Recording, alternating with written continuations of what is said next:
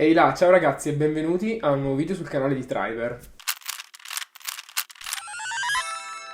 Avete per caso notato che da un po' di tempo ormai molte campagne non vi arrivano più comunicate via mail, ma invece compaiono direttamente in piattaforma? Può anche essere che magari abbiate visto qualche contenuto sui nostri canali social a riguardo, ma nel video di oggi voglio andare ad approfondire questo e altri aspetti che stanno cambiando dalla piattaforma di Triber nel 2025. Per questo motivo questo video non è indicato solamente per quelle persone che stanno iniziando sulle piattaforme di Triber nel 2025, ma anche per tutti i Triber già rodati che fanno parte della piattaforma stessa. Prima di riconnetterci subito al tema email che vi ho appena menzionato, cerchiamo di dare un quadro generale sul cosa sta succedendo e perché sta succedendo. Col tempo, come tutte le cose, il mercato del testing si sta un pochino evolvendo, così come si sta evolvendo anche Triber stessa come Unguess. Infatti, da un lato, se Unguess si sta un po' più internazionalizzando con un processo che è iniziato ormai a ottobre 2022 con l'introduzione dei payout lordi, il mercato del testing e soprattutto i clienti che fanno campagne di test, quindi effettivamente le aziende che fanno testare i loro prodotti, hanno man mano esigenze diverse, ma soprattutto